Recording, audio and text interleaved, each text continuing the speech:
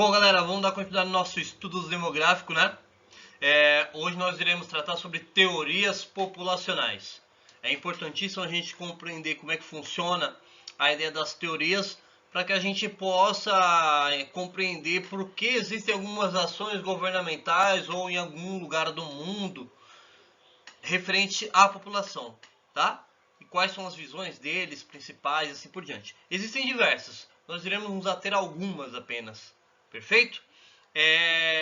Nossos vídeos anteriores nós falamos sobre a relação dos estudos demográficos e seus conceitos, né? Os conceitos da demografia. Depois falamos da estrutura populacional, pensando na questão especificamente econômica. E aí depois nós tratamos sobre a leitura especificamente da pirâmide etária, né? Um gráfico essencial, fundamental para a leitura e interpretação referente às questões da população. Hoje nós trataremos exclusivamente teorias populacionais. Firmeza? Vamos lá. Sobre essas teorias que eu acabei de falar, vocês vão estar observando na parte superior aí que ela sempre vai estar aparecendo um pequeno link para que você possa assistir às aulas anteriores, caso você não tenha feito ainda ou queira retomar caso já tenha assistido. Beleza? Então, vamos que vamos. Bom, galera, então as teorias que nós iremos tratar serão 5 aqui nesse momento, que serão as teorias que estão aparecendo aí na tela para vocês, tá? Teoria malthusiana, teoria neomalthusiana, teoria ecomalthusiana e teoria reformista marxista e a teoria da transição demográfica. Não vou estar utilizando uma ordem cronológica especificamente para poder estar tratando todas elas, tá? Apenas os principais conceitos delas serão abordados para a gente poder compreender algumas dinâmicas populacionais dentro das suas teorias. Perfeito?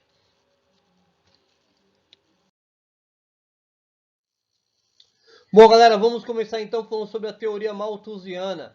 A teoria malthusiana foi criada por Thomas Robert Malthus, esse senhor que está aparecendo na tela aí para vocês agora nesse exato momento. Por isso que leva esse nome, que é o sobrenome dele.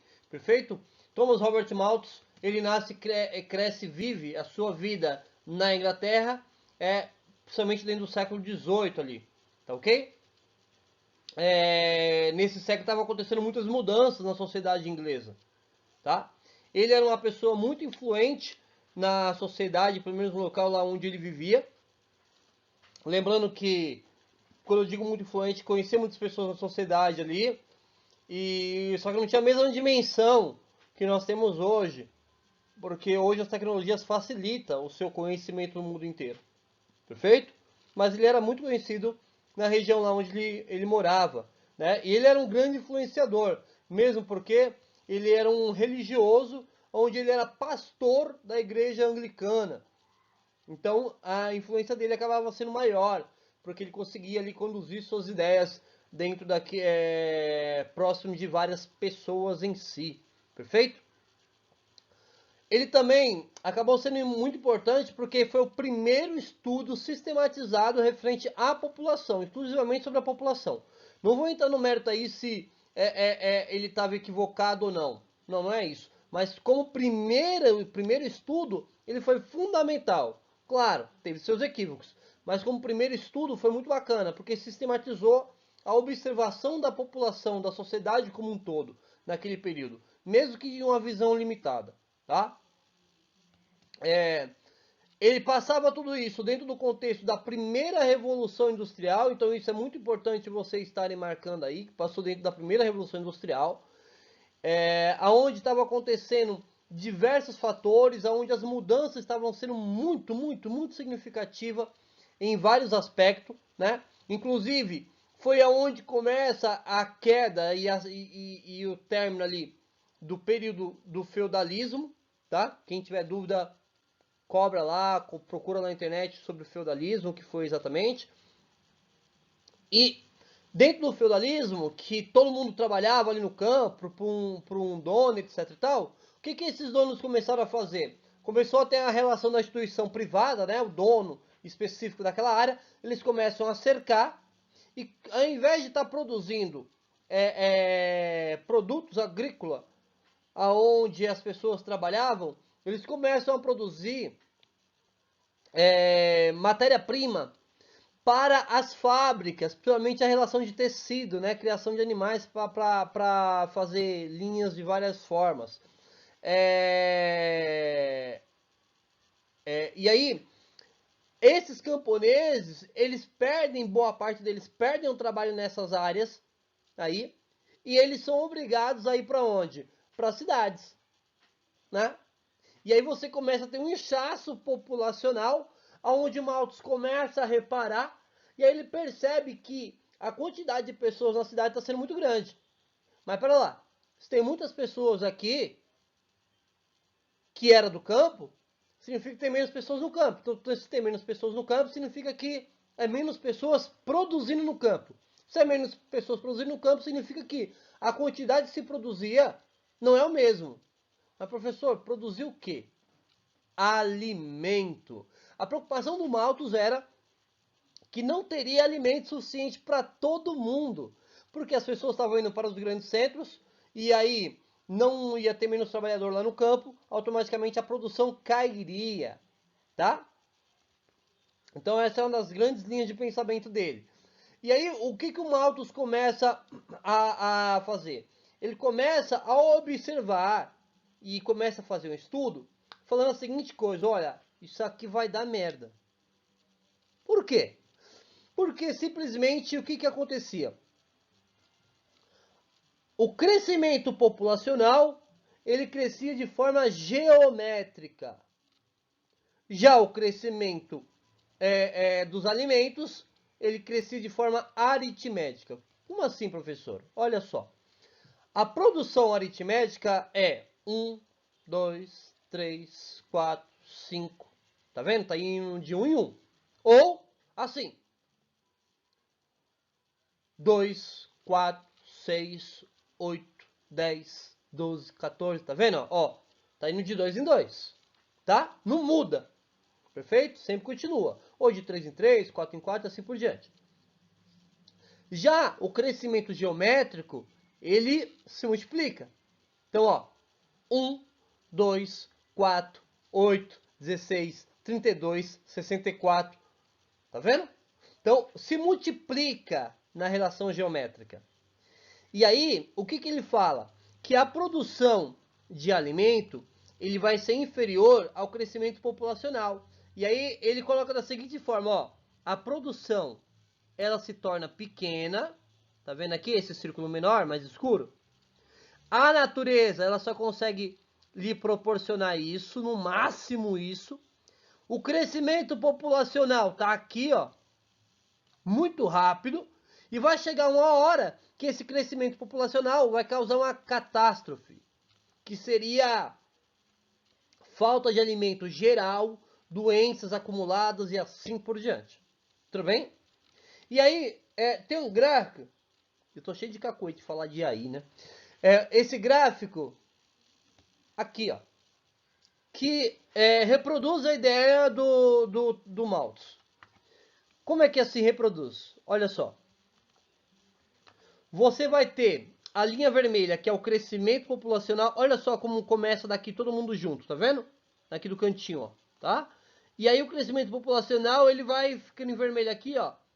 Ele vai crescendo rapidamente em um determinado momento, tá? Já a produção de alimentos, que é esse azulzinho, começa junto aqui, ó, no fundo. Ele vem em uma linha progressiva, ó, contínua, ó. Só que não é tão rápida, tá vendo? Aí, quando a quantidade de população for igual ou menor à capacidade da produção, você vai ter a capacidade de produção de alimentos suficiente, ó. Tá vendo? Agora, o que ele fala? Que quando a quantidade de alimento ela é menor do que a capacidade da população aqui, o que vai ocorrer? Nesse momento aqui, ó, você vai ter fome, doença, crises sociais, né? Então aumento de roubos, assassinatos, problemas políticos, mortes em massa, entre outros problemas que podem estar existindo nesse momento aqui, perfeito? Então, dentro dessa perspectiva que está a teoria de Malthus.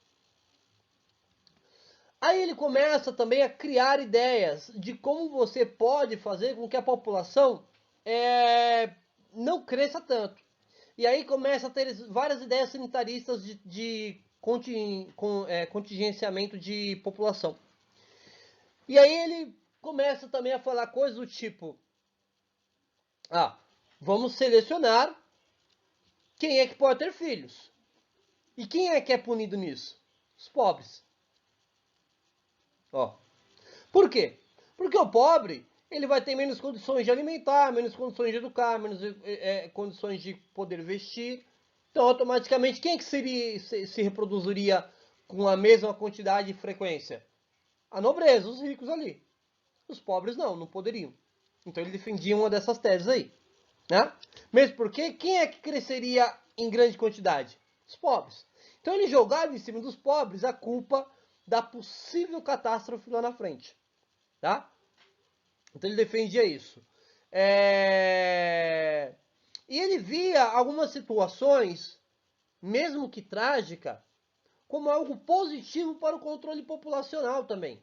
Como determinadas guerras, epidemias, entre outros problemas que possam existir que tenha morte em massa. Né?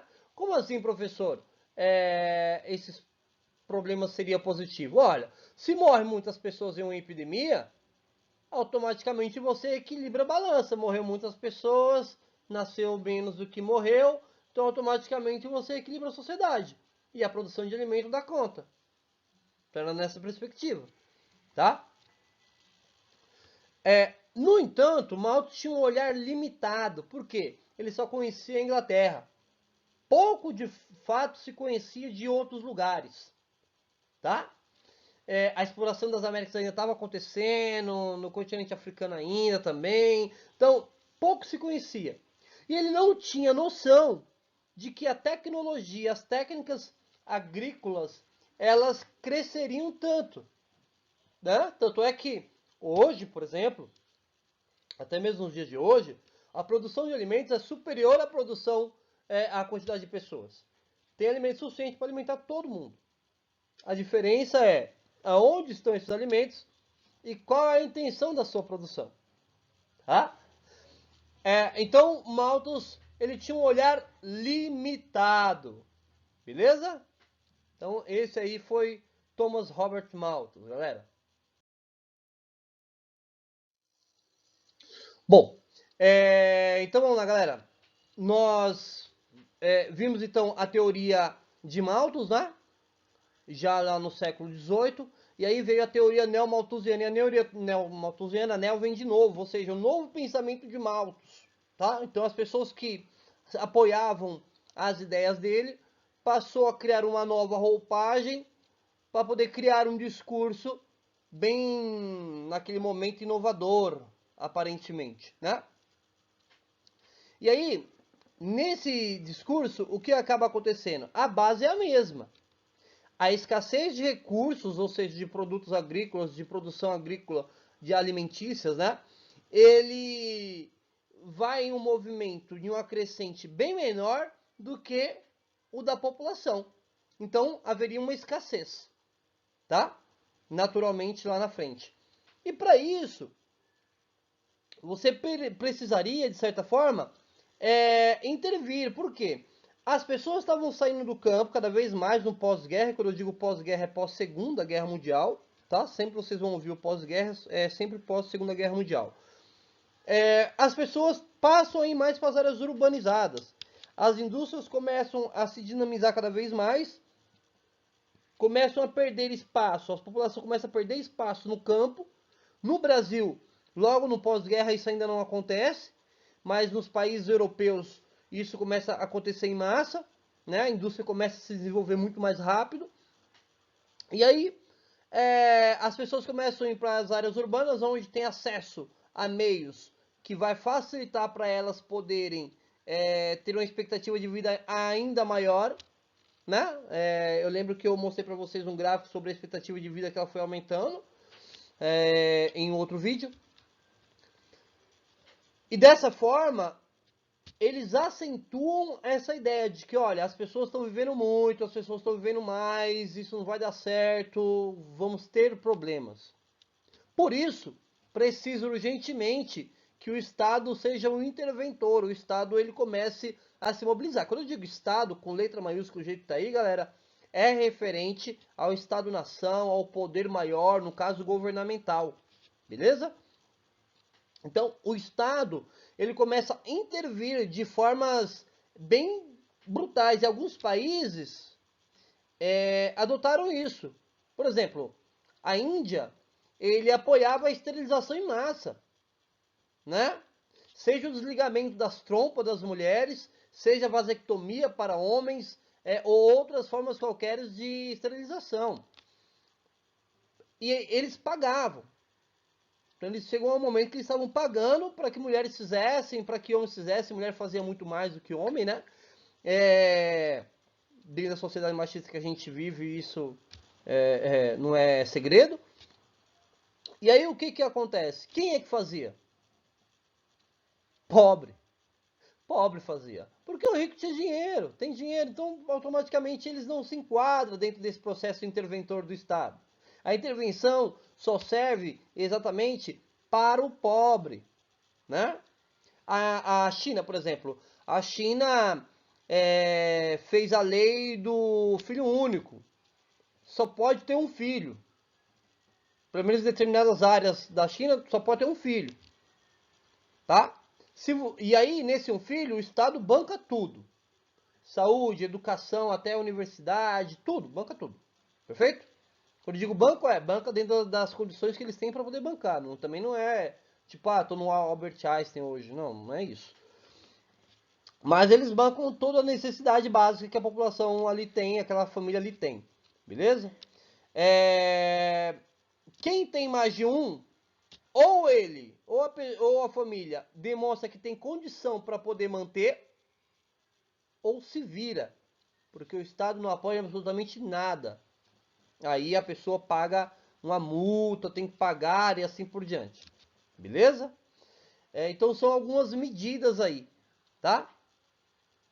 Cria lei de controle de natalidade, né? Alguns países já criaram, o Japão é um desses, tem a relação do primogênito, né? Então, por isso, durante muito tempo, tanto no Japão quanto China e outros países asiáticos, com um cunho assim, mais tradicional, referente à questão familiar, eles não aceitavam que a primeira pessoa a nascer fosse mulher. Então, era muito, durante algumas épocas, era muito comum você encontrar feto feminino, né? Recém-nascido feminino, abandonado, tá? Porque descobria que era menina, automaticamente abandonava e não é o primogênito, né? Também por uma relação machista aí na sociedade, perfeito? Bom, para os neomalthusianos, uma população muito jovem, crescente, taxa de natalidade muito alta, é um prejuízo para a sociedade. Porque o Estado ele vai ter que bancar algumas questões, como por exemplo, educação básica para todos, saúde de acesso pelo menos até determinada idade, entre outros quesitos aí. Se bem que que os Estados Unidos, por exemplo, ele não entra muito bem dentro dessa situação, né? Boa parte dos estados, se você não tem um plano de saúde, você também não tem atendimento. Ponto. Né? São pouquíssimos hospitais públicos, pouquíssimos atendimentos públicos aí. Perfeito? Tanto é que nessa pandemia muitos acabam morrendo porque não tem acessibilidade a convênios de internação e assim por diante. Tá? Além disso, o incentivo a métodos anticonceptivos. Muito comum. O Brasil, por exemplo, adota isso, né? A liberação de camisinha, colocar DIU nas mulheres, né? Para poder controlar a relação da natalidade. Então perceba aí que o controle ele está sendo um mecanismo para poder controlar o aumento da população mais pobre. Tudo bem? Mais pobre. Então o Estado ele vai controlar aí, tentar fazer os meio de campo para poder fazer essas intervenções. Não que não seja importante você se planejar, não é isso. Se planejar é fundamental. Você poder planejar uma família é fundamental, é importantíssimo. Só que o que nós estamos falando aí é o Estado entrando e criando um monte de ferramentas sem perguntar para as pessoas exatamente o que elas querem. No caso, por exemplo, da esterilização. Tá?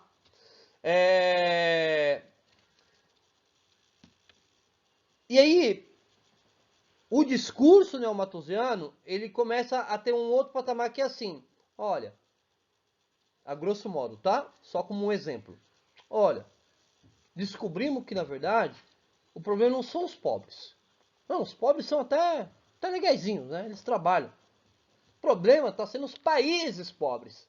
Porque os países pobres são os grandes produtores de alimentos. E se a galera começa com essa onda de crescer muito, lá eles vão ter que comer mais.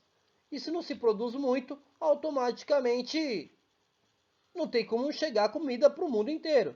O mundo inteiro, digo, o meu lugar, o meu país. Né? Vamos pensar que eu estou no centro do mundo, Europa ou algo parecido. Perfeito? Então, tem essa diferença aí. Vamos lá para o próximo, então.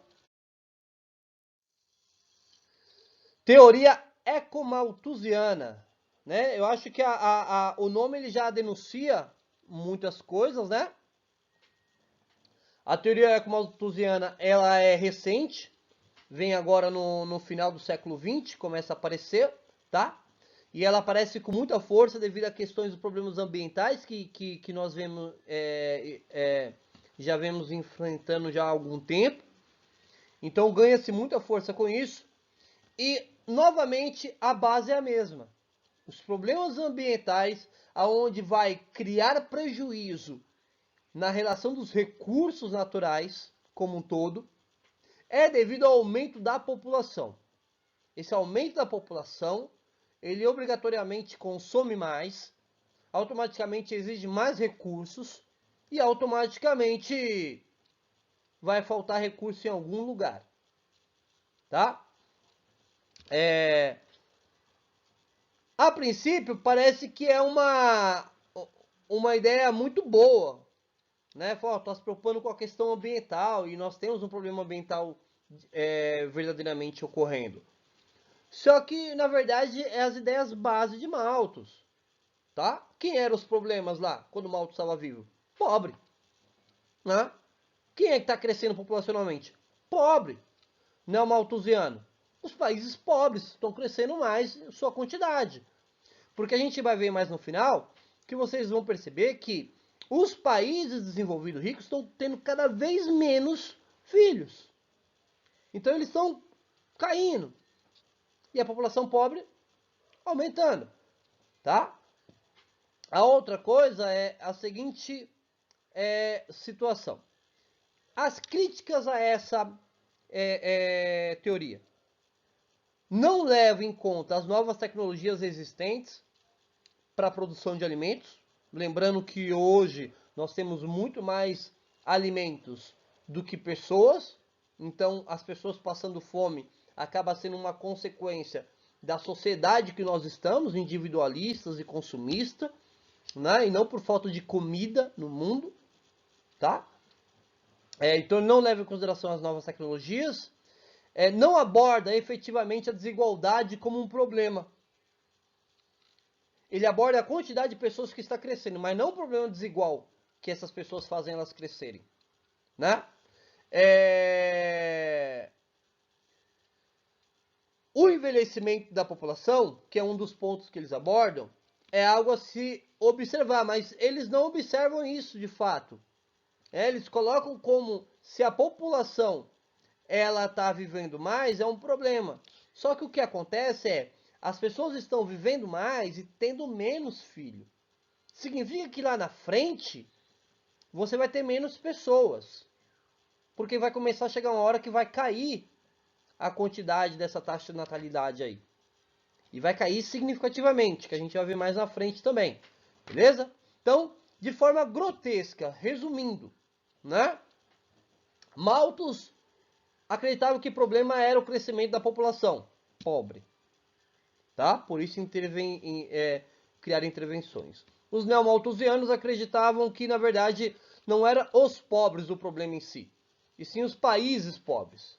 Que os pobres lá da Europa, tudo bem, a gente consegue ali aqui controlar a galera, tá tudo certo. Né? Os ecomalthusianos, eles colocam que os países pobres são os grandes culpados, porque além deles terem um lugar para poder produzir, né, e tá se produzindo cada vez menos porque a quantidade de pessoas estão aumentando, né, isso produzir menos para eles, tá? Também não está preservando a questão ambiental, estão destruindo tudo. O problema é que quem destrói mesmo a questão ambiental por produção agrícola é quem tem muito dinheiro. O pequeno produtor não destrói. Se você for pegar a agricultura familiar, se você for pegar as pessoas que trabalham com agricultura familiar, vocês vão perceber que eles preservam a questão ambiental que está à sua volta. Eles precisam preservar. Né? A mesma lógica indígena, eles precisam preservar para poder manter o ciclo. Quem destrói é o grande produtor, para poder ter mais cabeça de gado, plantação maior de soja, uso de madeira indevida, exploração de recursos minerais.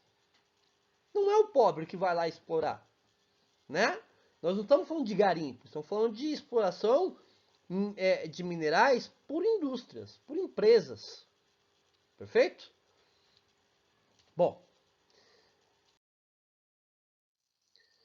galera, antes de iniciar aqui, deixa eu só avisar, tá? Sobre a teoria eco-malthusiana, vocês não vão encontrar no texto. Eu decidi explicar aqui, mas eu não coloquei lá no texto para não exceder, não ficar um excesso, né? Não ficar ainda maior aquilo que eu já passei para vocês. Dentro da teoria reformista ou marxista, nós iremos tratar os contrapontos existentes, perfeito? Primeiramente, nós vamos falar desse cara aí, ó, Karl Marx, alemão que viveu lá no século XIX, onde as suas ideias foram fundamentais e fundamentais até hoje para poder você pensar uma outra forma de organização social, econômica, ideológica, entre outros. Alguns países tentaram adotar, só que não da forma que ele pensou exatamente, né? Mas há uma certa base daquilo que ele pensou. É o único contraponto que se tem, assim, que tentou se criar concretamente no mundo contra o sistema capitalista no qual nós vivemos, perfeito?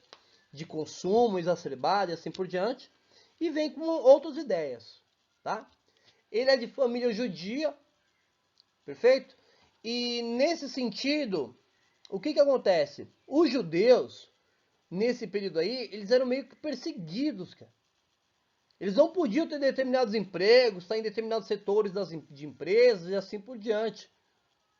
Sofriam muito preconceitos, né? E perseguições em geral.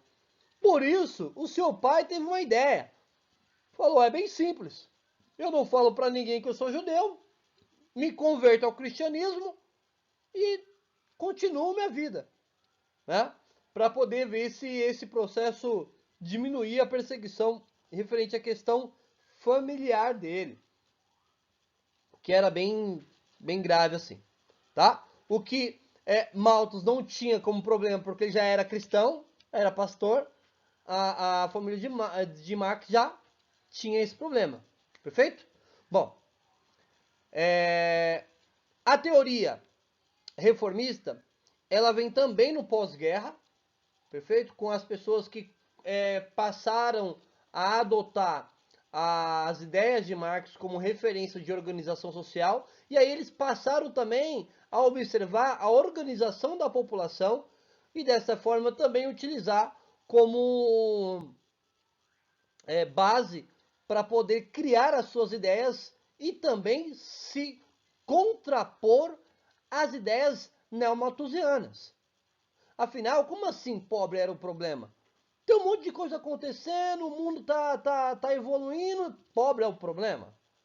Então, começa ali a se contrapor às ideias, tá? Nessa contraposição de ideias, galera, eles alegam a seguinte coisa, que o maior problema, na verdade, está na desigualdade.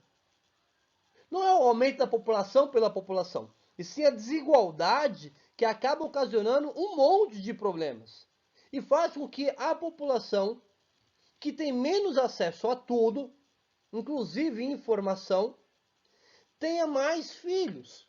Se essa pessoa tiver uma condição melhor na sociedade, essa pessoa, junto caso ela queira ter família, ele vai procurar a ter menos filhos, porque ele vai perceber e vai fazer a leitura de mundo de forma diferente. Então eles alegam que, na verdade, tem que existir um investimento massivo, por exemplo, na educação de base. Por que na educação de base? Porque as pessoas vão começar a ter conhecimento, terão condições iguais àqueles que têm dinheiro, e automaticamente, quando ele estiver em determinado patamar e quiser manter o seu padrão de vida, ele sabe que não vai poder ter 3, 4, 5, 6, 7, 8 filhos. Que não está na época do campo e assim por diante. Né? Esse conhecimento de educação vai fazer com que ele tenha mais conhecimento cultural e a cultura como um todo. O que os neomalthusianos colocavam isso como um problema, esse tipo de investimento, os reformistas, eles falam que na verdade não. As pessoas têm que ter acesso à educação, têm que ter acesso à cultura. É esse mecanismo que vai fazer com que a população ela venha no processo de diminuição conforme a busca pela qualidade de vida. Tá? Então é um dos contrapontos existentes aí referente à teoria reformista. Aliás, se a gente for observar vamos pegar exemplo a Europa, né, que já estão no processo de evolução de organização social diferente de boa parte do mundo, boa parte dos países da Europa, depois que eles tiveram um processo de desenvolvimento e da população a ter acesso à educação e à cultura, eles são os países que vêm tendo menos filho. Aliás, alguns países chegaram a ter uma taxa vegetativa negativa, como foi o caso da Itália, né? Os estados lá, eles passaram a dar apoio para as pessoas terem mais filhos, como o caso de Portugal, o caso da França, se eu não me engano da Suécia, bancando, né? Imagina uma mulher, ela tá trabalhando, mas ela poder ficar, se eu não me engano, 480 dias, se eu não me engano, em casa. 480 dias, galera, é mais que 1 ano e 3 meses, se eu não me engano. É mais que 1 ano e 3 meses, né? Que você vai ficar lá com a criança. Por que eles fazem isso? Porque eles sabem que a mãe podendo estar com a criança, cuidando da criança, amamentando ela, vai fazer o quê? Vai fazer com que essa criança tenha mais resistência, tenha mais anticorpos, fique bem menos doente, vai procurar bem menos o médico, vai ter uma saúde melhor, né? Então, alguns países chegam a tomar determinadas medidas aí, que a gente vai ver no final do vídeo algumas reportagens dessas aí, beleza? Bom, galera, vamos dar continuidade aí falando referente à questão da teoria da transição demográfica. Essa teoria ela foi criada em 1929, justamente num período de conturbação total no mundo, porque foi o período da quebra da Bolsa de Nova York, aonde o mundo inteiro entrou em crise econômica, né? Foi um caos. Mas para nós aqui no Brasil não foi tão negativo, porque fez o Brasil a se obrigar a criar as primeiras indústrias de base também na década de 30, né? Então teve um saldo positivo para nós brasileiros nessa perspectiva.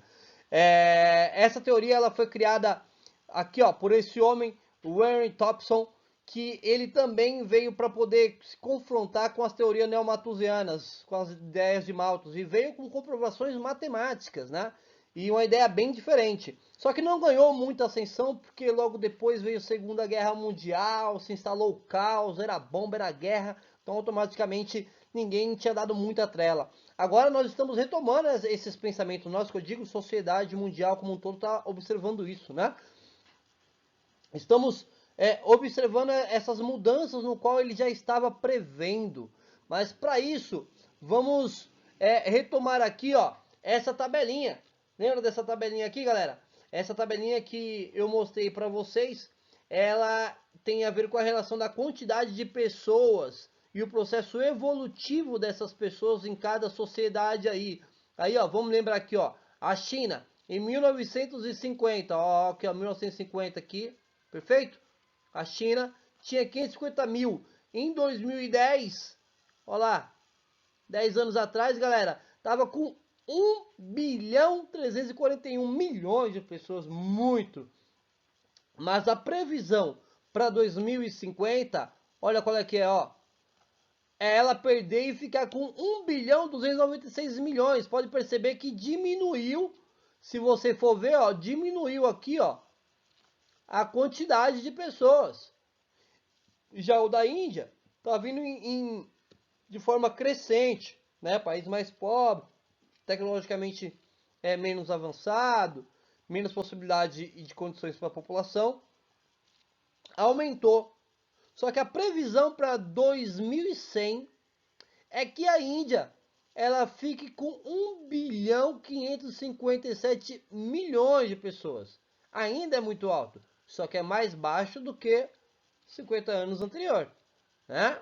Então observa aí, a China, ó, vai baixar a barreira dos 1 bilhão. Isso, galera, é o estudo demográfico, tá? Pode ser que tenha um aumento maior? Pode. Né? Lembra lá aquela taxa da fecundidade, os estudos, condição de cada país. Então, vai entrar nessa possibilidade.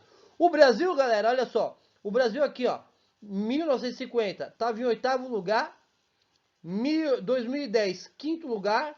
A previsão é que 2050 ele caia para 7º lugar. Perfeito? Com 223 milhões de pessoas. E em 2100 caia para 178 milhões, que seria o 10º lugar. É uma previsão, né? Pode ser que de repente as coisas mudem por aí. Tudo bem? E aí eu queria que vocês ficassem atentos, ó. Dá uma olhada aqui na Itália, ó.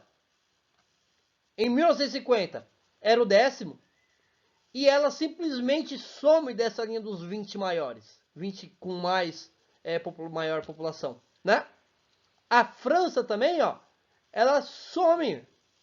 São países o quê? Desenvolvidos. A Espanha, ela também vai sumir. Aqui, ó. A Alemanha chega em 2010 com essa população, mas em 2050, ó, ela também some, né? Pode perceber que o aumento está sendo em condição em relação às condições de acesso ao conhecimento das populações que a gente tinha falado anteriormente, né? No qual esse homem aqui, ele também, o Thompson, ele também acreditava nessas possibilidades aí. E aí, ele cria um gráfico que seria mais ou menos esse, tá? E aí eu vou até apagar aqui para poder demonstrar com o exemplo dos números, para poder ficar mais fácil. Então, o que ele acredita? Que são 4 fases, tá? Dentro dessas 4 fases, vai ter um processo específico. Então, ó, aqui seria antes a pré-transição, que o que aconteceria nessa primeira fase? Percebam que a taxa de natalidade, aqui, ó, e a taxa de mortalidade, elas são quase a mesma, tá vendo? Se mantém. Então, vai ter uma sociedade equilibrada. Então, a taxa vegetativa, ó, nessa primeira linha aqui, ela vai ficar baixa, ó. Perfeito? Ela vai ficar baixa. Bom, então, galera, essa primeira fase, a taxa de crescimento vegetativo, ou crescimento natural, né, como a gente já tinha visto anteriormente, ela é praticamente a mesma, tá? Então, a taxa natural ali, ela vai ser bem equilibrada. Agora, na segunda fase, é a aceleração demográfica. Eu vou pegar a China como exemplo aqui, ó, tá vendo aqui, ó? A China em 1950, 550 milhões de pessoas, beleza? Então, aqui, ó, vai começar a crescer na segunda fase, vai ter uma aceleração demográfica, aonde, por várias questões, né, desenvolvimento da relação tecnologia da saúde, acesso a novos métodos de saúde preventiva, entre outras situações que fazem as pessoas viverem mais e acabam tendo mais filhos também durante o decorrer da vida, né? Nessa segunda fase aqui, vai ter um crescimento vegetativo muito alto. E por quê? A mortalidade, ó, ela despenca, a taxa de natalidade, ela se mantém, tá? Ela se mantém da mesma perspectiva ali, só começa a baixar no finalzinho dessa fase, ó. Tá vendo? E aí, aqui não, ó. A taxa vegetativa, ó, que ela faz, ó, ó o salto, ó. Né? E a taxa de mortalidade, o contrário, ó. Ó lá. Ela despenca, né? Faz esse processo aí desse cruzamento, né? Que é justamente esse momento aqui da China, ó. Ó lá, cadê a China aqui, ó? Ela cresceu muito, tá? E ela vai, ó, é esse momento aqui da China, tá? E aí, o que vai ocorrer no próximo momento, terceira fase?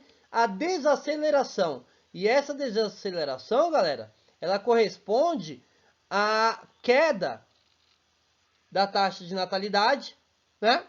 A mortalidade já caiu o que tinha que cair, né?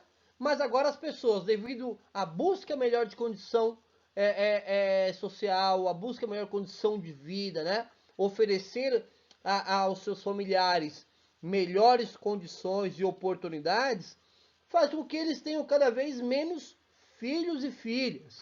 Então a taxa de natalidade, ela cai, assim como a taxa de fecundidade, né? Ela cai significativamente, me engasguei agora, significativamente, tá ok? Quanto a taxa de mortalidade, ela continua um patamar baixo, tá? Só que nesse caso aqui, o que vai cair junto? A taxa de crescimento vegetativo, que também vai acompanhar a queda da taxa de natalidade, ó. Perfeito? Então essa aqui é a terceira fase, tá ok? A desaceleração. Essa desaceleração, ela vai combinar com o quarto momento aqui, que é a estabilização. Chega uma hora que tanto a taxa de natalidade quanto o crescimento, quanto a mortalidade, vai estar no nível muito parecido, né? E aí vai ter isso aqui, ó, esse fator aqui, ó. Tá? Houve a queda, olha aqui a China, ó. Houve a queda na terceira fase, despencou a população. E aí, aqui, ó, vai chegar uma hora que vai estabilizar. Vai se manter quase a mesma coisa, tá? Em alguns lugares do mundo, como já aconteceu, tá? E eu já falei para vocês aqui, o que pode ocorrer? A taxa vegetativa ser negativa. Por quê? Lá na frente, as pessoas vão ter cada vez menos filhos, ficando cada vez mais velhas, tendo cada vez se programando mais para poder ter filho, tendo filho mais tarde, e aí vai fazer com que a taxa de natalidade ela pode crescer, aliás, desculpa, a taxa de mortalidade pode crescer e a taxa de mortalidade, voltando, calma aí, desculpa, rapidinho, galera, ó, porque eu tô no final do vídeo, eu não vou voltar de tudo de novo não. Fazendo com que a taxa de mortalidade possa crescer e a taxa de natalidade possa cair. Aí, a taxa vegetativa vai ser o quê? Negativa, como nós vimos nos conceitos demográficos nos primeiros vídeos. Perfeito? Tranquilo? Vou deixar no final aí os vídeos para que vocês possam estar clicando e vendo, caso não tenham visto, e assim por diante. Tá? Bom, dando continuidade aí, eu vou dar... não, tá ok. Calma aí, espera aí. Deu erro aqui no...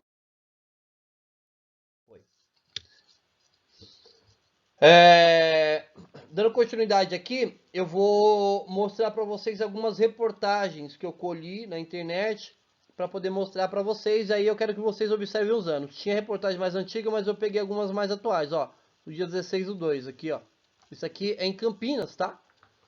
Natalidade é menor em 8 anos. Caiu, ó, para 3,2. Campinas. Nós estamos falando dos países europeus, tá ok? Aqui, ó. como 4 países europeus estão lutando para que seus cidadãos tenham mais filhos. Essa aqui é uma reportagem muito bacana, que eu vou até deixar na descrição embaixo, depois os links, para quem quiser ler, aonde fala de alguns países, se eu não me engano, França, Suécia, Portugal e acho que Itália, não lembro bem, eles oferecem dinheiro para a população poder ter filhos, terem mais filhos, aumentar a população. E ó, foi janeiro de 2020, galera. Beleza? Dessa pandemia aí, que vai ter de gente aí, vai. Tá. Ó, Portugal tem a segunda pior taxa de natalidade na Europa. Ó, isso aqui foi de 2018. Tá? A segunda pior taxa. Teve um outro país lá que eu não vou lembrar qual, que ainda estava abaixo de Portugal. Portugal tem uma taxa de fecundidade que chegou a 1,3, se eu não me engano, 1,4. É muito baixo. Tá?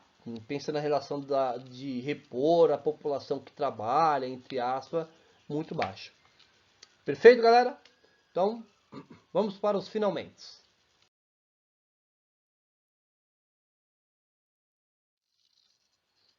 Bom, começando aqui pelos agradecimentos, por vocês terem ouvido até aqui, as recomendações continuam sendo as mesmas, tá?